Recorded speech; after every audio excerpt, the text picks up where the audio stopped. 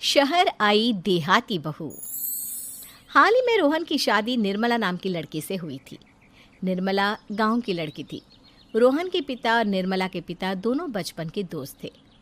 उन्होंने बचपन में ही एक दूसरे से वादा कर लिया था कि दोनों बच्चों के बड़े होते ही उनकी शादी करवा देंगे। इसलिए वादे के अनुसार रोहन के पिता निर्मला को अपनी बहू बनाकर घर ले आते हैं। निर्मला अपने साथ अपनी गाय भी लेकर आ जाती है और उसे घर के आंगन में बांध देती है। अरे ये क्या माँ, भाभी तो गाय भी लेकर आई हैं हमारे घर में। अभी घर में गाय बंधी देखकर आस पड़ोस के लोग तो हमारा मजाक उड़ाएंगे ना।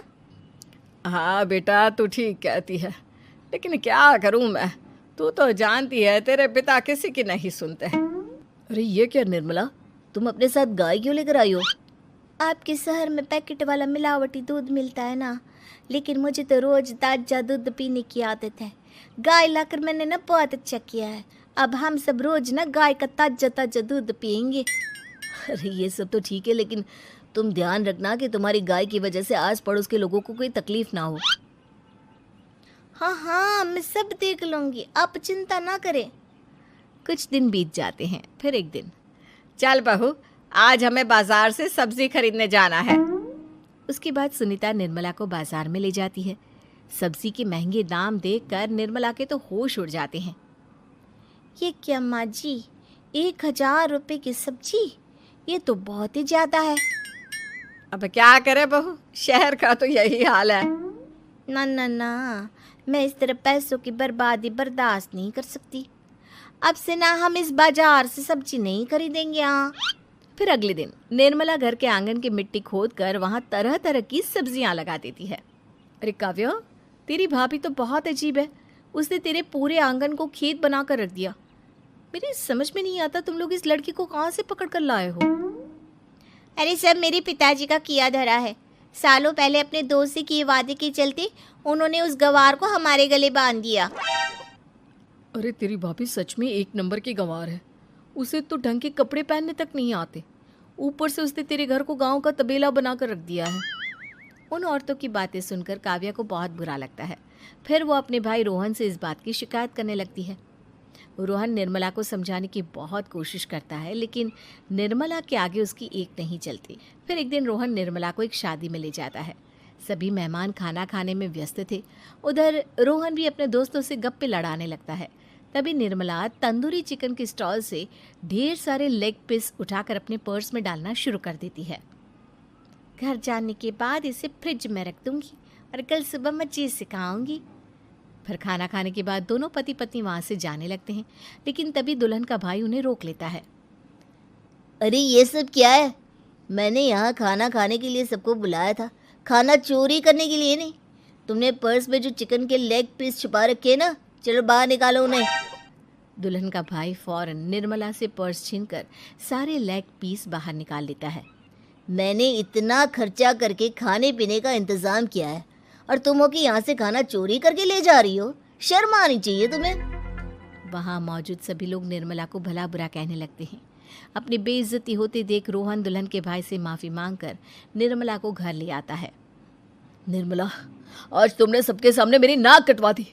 आखिर तुम्हें चिकन के पीस चुराने की ज़रूरत क्या थी? मुझे माफ़ कर दीजिए रोहन जी। दरअसल ना, हमारे गांव में जब भी शादी होती थी तब मैं और मेरी सहेलियाँ इसी तरह शादी से ढेर सारा खाना लेकर आते थे। मुझे नहीं पता था कि मेरी इस गलती से आपकी इतनी बेइज्जती हो जाएगी। मुझे माफ़ कर दीजिए। आज के बाद ऐसी गलती कभी ना करेंगे। इतना कहकर निर्मला रोने लगती है। निर्मला को रोते देख रोहन का दिल पिघल जाता है और वो उसे माफ़ करके गले लगा लेता है। इस तरह कुछ दिन बीत जाते हैं। फिर एक दिन रोहन उदास होकर घर लौटता है। रोहन के कपड़े बुरी तरह फटे हुए थे। अरे बेटा, ये सब क्या है? किसी के साथ मारा पीटी हो गई है क्या? नहीं माँ, आज हमारी ज़िंदगी का सबसे बुरा दिन है। म्यूनसिपालिटी वालों ने हमारी दुकान तोड़ दी। आज से हमारी आमदनी पूरी तरह बंद हो गई। हे भगवान, हमने तो किस्त पर ढेर सारा सामान ले रखा है। अब हम सारे सामान की किस्त कैसे चुकाएंगे? मेरी तो सोचने समझने की शक्ति ही खत्म हो गई। पता नहीं आगे हमें और कितनी मुसीबत झेलनी पड़ेगी। आप सबको ना चिंता करने की ज़रूरत ना है, मैं सब ठीक कर दूंगी। तो कहना क्या चाहती है बहू? हम ना बोल कर नहीं बल्कि करके दिखाएंगे। हाँ।